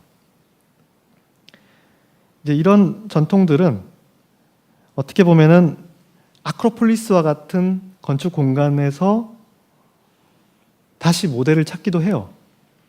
실제로 아크로폴리스는 어떤 공간이 평면이 있고 그 평면 속에 각각의 신전들이 자유롭게 배치되어 있거든요. 마치 쟁반 위에 접시들이 놓여져 있는 것처럼요.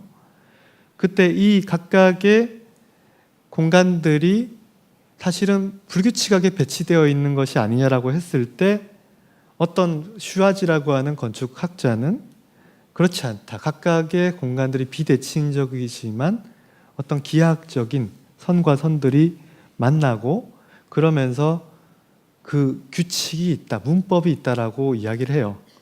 그러면서 이러한 평면들에 대해서 정당성을 부여하죠. 그러니까 이것이 어떤 문법이 있느냐에 따라서 그 언어가 정당성을 획득하거든요. 건축도 마찬가지죠. 이러한 논의가 19세기 말 20세기 초에 진행되고 있었고 아크로폴리스를 보았던 르 코르비지에 같은 건축가는 그의 빌라사브와 유명한 건물을 설계할 때 그 옥상 위에다가 테이블이 있고요. 그 테이블에다 자기의 모자와 자기의 선글라스와 그 다음에 담뱃갑, 라이터를 놓고서 그것들을 이렇게 마치 아크로폴리스처럼 배치를 한 다음에 사진을 찍고 그 사진을 남겨요. 또다시 부엌에 가서는 그 부엌에 테이블이 있고 부엌 테이블 위에는 빵이라든지 아니면 어떤 주전자라든지 이런 장치들을 통해서 마치 아크로폴리스처럼 또 꾸미죠. 그러니까 눈앞에 보이는 이러한 어떻게 보면 실제화된 정물화죠. 그 정물화처럼 내 뒤에 보이는 건축 공간들도 그러하다는 거예요. 내 뒤에 보이는 건축 공간들도 하나의 공간이고 그 속에 각 요소들이 배치되어 있다. 배치되어 있는데 서로 거리를 떨어뜨려서 배치되어 있다라고 얘기를 해요. 그렇기 때문에 기둥이 계단과 떨어져 있는 거예요. 르 코르비지에가 빌라 메이어라고 하는 실현하지 못한 주택안을 설계했을 때 이 건축은 박스의 건축이죠. 근데 박스는 건축의 볼륨이 박스라는 것이고요. 그 내부는 박스가 아니에요. 그 내부는 굉장히 다양한 장면들이 끊임없이 연속적으로 이루어져 있기 때문에 건축가는 이것을 마치 영화처럼 연속 투시도로 그리고 있죠. 투시도는 투시도인데 전혀 르네상스적인 투시도가 아니에요. 마치 영화 같죠. 그 가운데 저기 중간 2번째 줄에 있는 그림이 가장 크죠. 가장 중요하겠죠. 이 빌라 메이에를 설명하면서 르 코르비지에는 자유평면이라는 텍스트를 씁니다. 그러면서 뭐라고 쓰냐면요. 그 어떤 자유평면의 내부를 묘사를 하는데 기둥들은 모서리로부터 떨어져 방 가운데 조용히 서 있다. 벽난로의 연통들도 벽으로부터 떨어져. 벽난로는 원래 벽에 있어야 벽난로거든요. 근데 그게 아니라 벽으로부터 떨어지니까 연통이 벽에 묻혀 있는 게 아니라 독립되겠죠. 하나의 방 가운데 각 층이 모두 하나의 방이라고 이야기를 했고 그 가운데 있다는 거예요. 어떻게 보면 지금 아까 두 번째 이미지를 그대로 설명하고 있어요. 각 기둥들이 코너를 굳이 둥그렇게 만들어서 떨어뜨리고 그러면서 이 벽난로도 벽 가운데 있는 게 아니라 그러니까 그 벽에 있는 게 아니라 공간 가운데 놓으면서 연통이 홀로 있죠. 그러니까 모든 공간들이 홀로 있고 그러면서 서재, 식당들이 하나의 연속적인 공간이에요. 심지어 어떤 공간을 방을 만들어도 거기에다가 문을 달지 않는 공간도 있고 문을 닫는 공간은 계단실과 같은 기능적인 공간 근데 어떤 욕실이나 이런 것들은 다 열어버려요. 그리고 이 안이 실현되지 못했을 때 1928년도에 다시 똑같은 안을 다른 건축주에게 제안을 해요. 근데 그대로 제안하는 게 아니라 개선시키죠. 밑에 있는 걸 보면은 우리 여기 눈에 걸리는 게 하나 있죠. 기둥이 원형 실린더 볼륨에 붙어 있었죠. 근데 그 다음부터는 이 기둥 간격을 떨어뜨려서 완전히 독립시키죠. 여기에 보이는 이 경사로가 있는데 경사로와 기둥이 붙어 있었죠. 그런데 그 다음 단계에서는 경사로와 기둥을 떨어뜨리죠. 그러니까 어느 순간부터는 우리는 건축은 하나의 박스를 할지언정 그 속에서는 하나의 세상이에요. 하나의 세상. 도시도 마찬가지죠. 지금까지 도시라고 하는 것이 이러했다면 이제 2차 세계대전 이후에 게다가 폭격도 맞았고 재건해야 될 때 우리가 다시 그것을 이렇게 만들 필요가 있느냐. 이제 도시는 이러해야 된다. 오브제들의 향연이어야 한다. 아크로폴리스에 한다는 거예요. 실제로 2차 세계대전 이후에 신도시들이 그렇게 많이 지어졌죠. 물론 우리 눈에는 굉장히 아파트 같아 보이죠. 실제로 그 아파트들은 다 열린 건축이에요. 그 아파트와 아파트 사이가 다 비워져 있잖아요. 이런 흐름들이 이 당시의 헤게모니였어요. 아까 봤던 그 기디온이 스페이스 타임 앤 아키텍처를 표현할 때 표지가 뭐였을까요? 그 뒤에 배경은 프랑스식 정원이었고 그 위에 겹쳐진 것은 미국의 고속도로였어요. 드디어 새로운 공간은 미국의 고속도로처럼 끊임없이 연결되어 있고 연속적이라는 거죠. 오픈되어 있는 것이죠. 로버트 벤츄리라고 하는 건축가가 라스베가스라는 공간에 대해서 되게 관심 많았고 책을 썼어요. Running from 라스베가스. 그때 이 라스베가스를 표현할 때 로마, 고대 로마의 지도, 다층 도시의 대표적인 로마의 지도 위에 라스베가스라고 하는 열린 도시의 사진 포스터 카드를 붙였어요. 다시 말해서 이 라스베가스는 카지노가 있잖아요. 카지노는 어떻습니까? 가운데 큰 백화점 같은 오브제가 있고 주차장이 있죠. 다 열려져 있죠. 이것을 역전시키면 로마의 성 베드로 성당이 되죠. 로마의 성 베드로 성당은 비워져 있는 광장이 주인공이죠. 그 다음에 나머지 부분들은 다 건물들이에요. 그러니까 지금 라스베가스 같은 20세기의 도시들은 지금 이 왼쪽에 보이는 빈 공간 위에 독립적인 오브제들이 놓여지는 공간이고 과거의 지금까지의 건축은 다 오른쪽처럼 꽉 채워져 있고 그 다음에 그 사이사이에 빈 공간을 겨우겨우 만드는 그런 도시라는 것이죠. 하나는 열렸고 하나는 닫힌 것이죠. 현대 건축 사례를 보면요. 어느 순간부터는 어떤 건축들이 굳이 여러 가지 복합적인 프로그램을 주어도 그 프로그램별로 각 방을 만들지 않고 오로지 그냥 하나의 공간인 것처럼 만드는 괴간들이 있어요. 그 중에 하나가 램 코라스라고 하는 네덜란드 건축가 그 사무소 OMA에 사실은 현상 설계에 제안을 했고 당선됐지만 결과적으로는 이 도서관이거든요. 도서관 사서 등등의 극렬한 반대로 인해서 이제 물건 그냥 포기가 없어져 버린 그런 당선안이에요. 2개의 도서관을 만드는 것이었고, GCU라고 하는 대학 캠퍼스가 있어요. 파리 시내에 6대학, 7대학이 있는데 하나는 인문대학이고 하나는 공과대학이에요. 이 2개의 대학을 같이 쓸 수 있는 공동의 도서관을 만들자는 거였죠. 이 원래 캠퍼스는 에두아르드 알베흐라고 하는 사람이 설계했고, 그때 그 계획 캠퍼스 안은 이 건물들이 서로 다 이어져 있고, 그 사이사이에는 중앙에 떠 있는 공중 가도가 다 이렇게 연결되는 그 개념이었어요.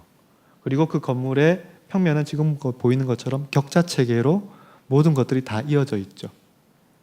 건축가는 흥미롭게도 필요한 면적을 종이로 만든 다음에 그 다음에 하나의 공간이죠. 하나의 공간. 그 다음 그 공간을 바닥에다가 깔았더니 안 깔리죠? 뭐 어떻게 될까요? 접어요. 그리고 나서 또 접겠죠. 또 잘라야죠. 필요에 따라서. 그 다음에 각 공간들을 이렇게 잘라서 서로 연결하는 거죠. 하나의 도서관과 2개의 도서관을 연결해요. 모든 공간들이 다 경사로를 타고, 그러니까 바닥 자체가 다 휘어져서 연결되는 하나의 공간인 도서관을 설계를 해요. 그러면서 그 사이사이에 다양한 기능들이 발견되겠죠. 그리고 이제 제안한 모형입니다. 지금 밑에 보이는 이 블록 속에 2개의 프로그램이 있는 것이죠. 그리고 이제 설명할 길이 없으니 거대한 모형을 만들어야겠죠. 내부는 각각은 등고선처럼 휘어져 있기 때문에 도면으로, 평면으로 그리기 굉장히 어렵겠죠. 그러니까 등고선을 그려야 될 겁니다. 등고선은 건축적 수단이 아니에요. 원래는 지형을 표현하는 방법이잖아요. 이 큰 모형을 만들고 그 속에서 이제 다양한 행위들이 가능하고 보아라 괜찮지 않느냐 이제 하고, 그 다음에 건축 평면은 모형을 만들면서 계속 쌓아 올리면서 이런 프로그램들이 들어갈 것이다. 그때 렘코라스의 표현은 이러했어요. 연속적인 여정이다. 그러니까 마치 여행 같은 거예요. 마치 실내의 블루바흐, 대로, 프랑스의 전형적인 도로 체계가 있죠. 블루바흐가 있고 아브뉴가 있고 휘슈망 등등 이런 체계들이 오스만 시대에 정해졌거든요. 가장 큰 대로가 블루바흐입니다. 그러니까 마치 대로인데 실내에 있는 대로예요. 에 의한 순환도로처럼 구조 전체를 관통한다. 이곳의 방문자는 시인 보들레르의 방랑객처럼 마치 새로운 신세계의 현상들을 길을 가다 보면 다 발견하는 것처럼 정보들, 책의 세계들, 그리고 각종 도시적 상황들에 매료된 관찰자가 된다. 그렇기 때문에 별로 실현은 못했지만 이런 비슷한 방식의 설계를 코라스는 지속할 겁니다. 똑같은 아까 슈레다우스가 있는 우트레이트죠. 그러니까 우트레이트 가시면 슈레다우스도 볼 수 있고 이 건물도 볼 수 있겠습니다. 에듀가토리움, 강연장 2개가 있고 그 2개를 있는데 건물의 형태를 보아하니 뭔가 판이 휘어져서 연속적이라는 것을 볼 수 있고, 그럼 그 내부는 모두가 다 이어져 있는 것으로 볼 수가 있겠죠. 다른 쪽의 모습이고요. 그러면서 예를 들면 여기는 일부 찢어져서 바닥이 툭 내려온 것 같은 모습도 있고요. 건물의 파사드는 그냥 건물의 단면을 그대로 노출한 것이고, 그렇기 때문에 창문도 그냥 마치 이 단면을 급하게 마무리 지은 것 같은 그런 모습으로 되어 있고요. 그 내부는 모두가 휘어져 있어요. 바닥판이. 그러면서 2개의 프로그램 강당이 그 속에 들어가고요. 강당 자체도 사실은 휘어져 있는 바닥이잖아요. 그러니까 프로그램을 보고 그 프로그램에 맞추어 이런 제안들을 하겠죠. 그러면서 실제로는 어렵습니다만 바닥이 벽으로 돌아 올라가서 천정으로 가는, 이상적으로는 하나의 재료여야 되겠습니다만 실제 현실은 그렇지 않죠. 바닥은 콘크리트 치고 철골을 통해서, 그러나 그 내부는 마치 하나의 바닥인 것처럼 그렇게 하겠죠. 그러니까 가장 이제 흥미로운 이미지는 이런 상황들인 거죠. 마치 도시적 상황인 것이죠. 하나의 열린 공간이죠. 이런 시도들을 이번에 서울시의 서울역 고가도로 당선된 MVRDV의 이 멤버들이 OMA 출신들이었고요. 아까 보았던 GCU 도서관의 설계 때 참여했어요. 이 멤버들이. 독립해서 비슷한 방식들로 설계를 시작했겠죠. 이 방송국의 건물도 모든 공간이 다 이어져 있어요. 그렇기 때문에 판들이 휘어져서 서로 연결되고 그 가운데서는 이런 등고선과 같은 표현도 등장하고요. 그러면서 각 면마다 다양한 프로그램들이 이제 들어가겠죠. 건물의 입구는 마치 고가도로 밑을 통과하는 것과 같은 느낌이 들 거고요. 그 순간순간의 공간적 연결들은 하나가 연결된 다음에 그 다음에 뭔가 뜯어져서 그 사이가 연결되는 것처럼, 그러면서 굉장히 낯설은 방식의 내부 공간들, 하나의 건축 공간 속에서 우리가 익숙할 수 있는 어떤 통일된 방식이 아니라, 도시라는 게 그렇잖아요. A라는 건물과 B라는 건물 사이를 통과하다 보면 C 건물을 맞닥뜨리고 그러다 보면 복합적이죠. 굉장히 다양한 예상치 못했던 상황들이 카페트도 깔려있고 샹들리에도 걸려있고 그런 모습들을 발견하게 되겠죠.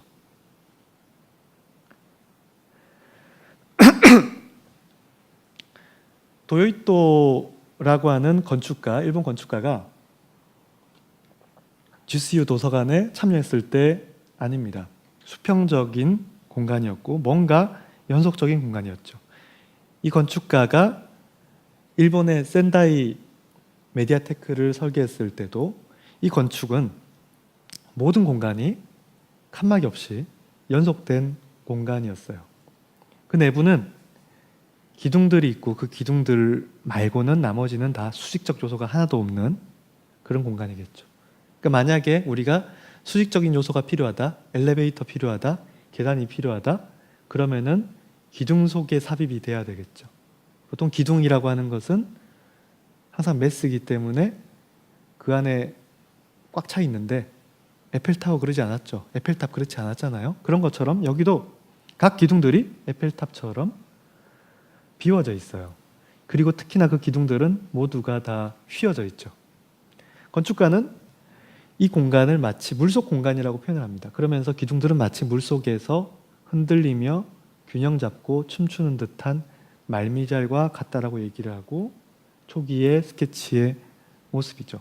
각 층마다 이 기둥의 크기도 다르고 기둥의 위치도 달라지겠죠. 그리고 그 나머지 공간들은 최대한 다 열려 있고 그 사이사이에 필요한 칸막이들도 있겠으나 그 칸막이들은 어떤 벽이나 기둥과 만나지 않겠죠. 모든 요소들이 다 떨어져야 돼요. 모든 요소들이 다 떨어져서 홀로 있어야 되겠죠. 마치 우리가 자연 속에서 그런 것처럼요. 그렇기 때문에 전체적으로 이제 각각의 공간들이 만들어질 텐데, 각 층은 다르니까 각 층마다 다른 종류의 어떤 톤의 공간들이 펼쳐질 것이고, 그 내부의 기둥들, 빛은 다 기둥을 타고 내려와서 그 넓은 공간, 내부 공간에도 빛이, 자연 빛이 들어오겠죠. 건물을 설계할 때는 4개의, 그러니까 각각의 그 사각형 평면이 있고 그 속에 각각의 기능들이 담기고 각각의 기둥들이 담겨서 그것이 평면이 되고 그것이 건축이 되는 거예요. 밤에도 내부는 마치 물속 공간처럼, 색이 있는 물속 공간처럼 펼쳐지겠죠. 이 도요이토의 또 다른 건물, 또 대학 도서관인데요. 마찬가지로 비슷합니다. 뭔가 아치라고 하는 고전적인 언어가 있는데 그 아치는 규칙적인 아치가 아니라 뭔가 자유로운 곡선을 갖고 있고, 그러면서 보통 아치가 있고 기둥이 아니라 아치와 기둥이 한 몸이 돼서 하나의 어떤 그 곡선이 구조적 기능을 하게 될 것이고, 그러면서 우리가 직각체계로 반듯반듯하게 됐을 때 보여지는 그런 마치 도열되어 있는 모습이 아니라 각각의 이 구조 간격들이 이제 변형되어서 그러면서 휘어지죠. 그러면서 우리가 보았을 때는 기둥들의 열이 있는데 그 기둥의 열도 휘어졌을 뿐만이 아니라 어느 순간 그 기둥의 사이들이 간격이 벌어지기도 하고, 그러면서 그 내부에서 보았을 때는 결국은 지금과 같이 보이는 것처럼, 그러니까 기둥이 마치 숲처럼 보이죠. 그러니까 이 경우는 결국은 이제 각 코너마다 기둥이 있는 것은 분명한데, 그럼에도 불구하고 이것이 하나의 닫혀져 있는 방을 만들기 위해서 각 가장자리에 기둥이 있는 것이 아니라 숲속에 있는 자연스러운 나무 숲속에서 우리가 보는 풍경들처럼 바라 보이겠죠. 이처럼 굉장히 열린 건축의 현대 사례도 굉장히 다양한데요. 제가 마지막으로 보여드릴 안은 저번에 우리가 보았던 그 사나의 안을 다시 한번 갖고 왔어요. 이 사나 세지마 니시자와라는 건축가의 안을 가지고 지난번에 제가 닫힌 건축의 사례들을 가지고 설명을 했거든요.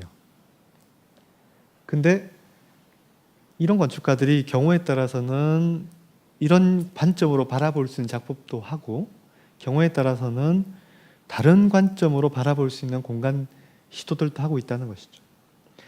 사나가 스위스 로잔에 EPFL 스위스 로잔 연방공대라고 하는 학교가 있죠.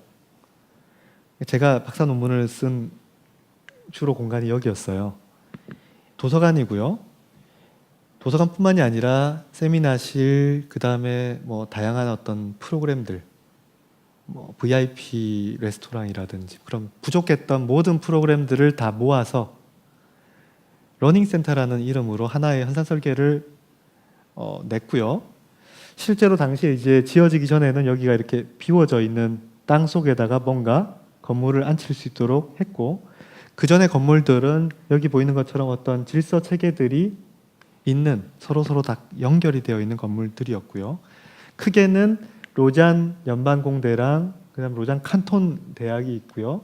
그다음 그 뒤에 있는 이제 스포츠 단지가 될 수 있는 그 공간, 이 세 개를 묶어서 전반적으로 이곳이 어떻게 바뀔 수 있을지 도시적 제안까지 내보아라는 것이었고, 그때 12명의 건축 그룹들을 모았어요. 굉장히 유명한 건축 그룹들을 모았고요. 그 중에 이제 사나가 당선이 됐죠. 제가 빠른 속도로 그냥 다른 한들을 보여드릴게요. 파리의 피에르 듀비세 도미닉 리용이라고 하는 사무소에서 취한 방법은 결국은 복합적 프로그램들을 하나의 오브제 속에다 집어넣고 가장 연결이 쉬운 공간, 여기죠. 여기다가 노트에 약간 틀어서 독특하게 보이도록 만들겠다. 스위스 건축가 발레리오 올지아티라고 하는 굉장히 유명한 건축가입니다. 이 건축가는 어떤 직각체계의 구조체를 비틀어서 역동적인 구조를 만들되, 다만 그 위치는 또 마찬가지로 여기죠. 가장 전략적일 수 있는 위치 속에다가 놓겠다. 또 다른 스위스 건축가 바키니는 가장 순수한 건축 형태인 원형을 도입을 해서 모든 요소들이 다 원형이 되도록 했고, 그 원형의 건물을 또 어디다가 놓았죠? 여기다 놓았어요. 그러니까 여기 이런 넓은 땅에다 결국 다 놓은 거는 여기죠. 자디드는 약간 변기 모양의 건물을 모아서 또 여기다가 놓았어요. 네덜란드 건축가 메카노도 이상한 미래지향적인 건물을 놓고 막 360도로 움직인대요. 그러면서 그 건물은 여기다가 놓았어요. 이그자비에드 가이터라고 하는 벨기에 건축가는 역삼각형, 역피라미드 모양을 놓아서 기존 캠퍼스와의 컨택을 최소화하고, 그러면서 사실은 가장 어떻게 보면은 중심이 되는 그 위치에 있는, 대부분 여기 놓았잖아요. 거기 위에다가 면적이 작기 때문에 못 놓았는데 그걸 역삼각형으로 해서 놓겠다고 했고요. 또 다른 건축가, 스페인 건축가는 지구라트 모양처럼 넓히겠다. 그럼 장점이 뭘까요? 다양한 캠퍼스 넓은 곳에서 진입하기가 쉽겠죠. 프랑스 건축가 장 누벨은 아예 마을을 꾸밉니다. 그래서 필요한 프로그램마다 흩뿌려뜨려서 또 하나의 오브제가 발생되는 문제, 접근성, 먼 쪽이 생기잖아요. 또 다른 방법은 스코피디오 렌프로라고 하는 미국의 건축가는 캠퍼스의 축과 호수니까 건너편이 자연의 축을 결합시켜서 만들겠다.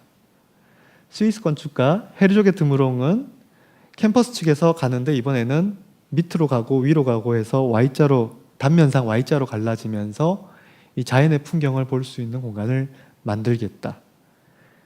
아까 보았던 그 램코라스 OMA는 피라미드 모양 같아 보이지만 실질적으로는 마치 뱀처럼 모든 기능들이 하나의 몸 속에서 다 들어가면서 접근성을 최대화할 수 있는 방법, 빈 공간을 찾아 들어가는 그런 뱀과 같은 방법을 택했고요. 근데 특이하게도 당선안은 이렇게 모형을 만들어서 사진을 찍었어요. 그리고 그때 당시 제출됐던 도면 모습이고요. 그때 당시 제출됐던 모형이고요.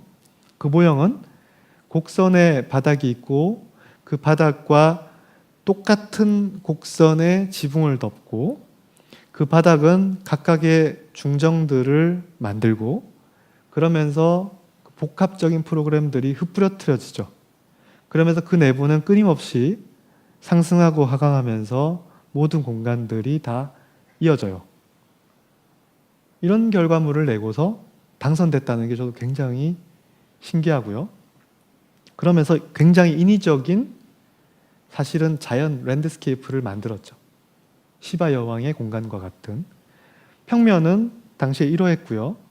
이런 방식, 즉 중정들을 배치하는 방식들은 어떻게 보면 일본의 류안지라고 하는 그 절의 배치를 떠올릴 수도 있을 것이고요. 결과적으로 이렇게 완성됐어요. 완성되었고 그 각각의 공간들은 사실은 모두가 하나의 구조적 바닥이기를 의도했기 때문에 이런 구조적 시뮬레이션을 돌려서 어떤 만약에 구조적으로 취약한 부분들은 알아서 내리고 높여서 컴퓨터가 구조 형태들을 잡아내도록 했고 그것이 그대로 건축하도록 했는데 결과적으로는 너무나 비싼 구조 방법이었기 때문에 여기 보이는 것처럼 그냥 일반 바닥과 아치 두 개의 구조 체계로 나누어서 시공되었고요. 그래서 사실은 끊어져 있어요. 원래 초기의 안은 그냥 끊임없이 미끄러지는 모습이었거든요. 결과적으로 여기 보이는 이런 형태가 됐어요. 우리는 넓은 건축의 입구를 찾는 게 가장 어려운데 이걸 들어 올렸기 때문에 중앙으로 가면은 맞닥뜨리는 부분으로 쉽게 연결이 되고 그 내부는 끊임없이. 그러면서 흥미로운 것은 이 구조 엔지니어가 가우디와 미스를 이야기를 했어요. 가우디와 미스를 합친 거라고. 미스 하면은 하나의 수평면 공간 속에 열려있는 공간이죠.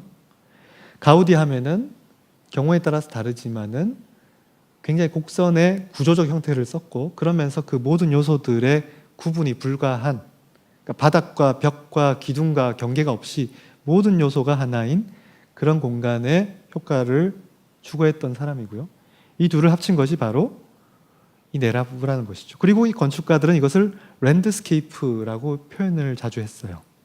건축가는 이 랜드스케이프를 만들었고 그 랜드스케이프는 어떻게 보면은 지금까지 우리가 솔로몬의 공간을 추구했던 서양 건축의 전통에서 드디어 어느 순간부터는 열린 공간의 건축을 시작을 했고 그러면서 이런 열린 공간의 극단적인 어떤 시도들이 오늘날 만들어지고 있어요. 마치 진짜 도시가 아닌 자연 속에서 발견되는 그런 자연스러운 지형의 모습 그대로 마치 외부인 것처럼 내부에서 연속적인 공간을 경험할 수 있도록 하는 그런 경험들을 하고 있죠. 비슷한 사례로 제가 설명은 안 드리고요. 숙제로 제주도에 여러분들 가시면은 조민석 건축가의 다음 사옥을 보시면요. 이 건축은 마치 제주도의 지형처럼 완벽한 그런 곡선은 아닙니다만 곡선과 수평면의 형태들이 지배적이고요. 그럼 과연 내부 공간은 어떨까요? 상상을 해보실 수 있겠죠. 그 조민석이 남해에 지은 사우스케이프 골프장 클럽하우스 같은 경우는 모두가 다 연결되어 있는 공간이고요. 만약에 우리가 물론 이 공간 속에서 앞에 보이는 경치도 바라보시겠지만은 만약에 여러분들이 건축가였다면 이 실내에 내부 공간들을 어떻게 구획했을 것인가? 구획했을까? 아니면은 열었을까? 상상해 보실 수 있으시겠죠. 네. 제가 조금 강의 시간을 초과했는데요. 이것으로 강의는 마치겠습니다. 감사합니다.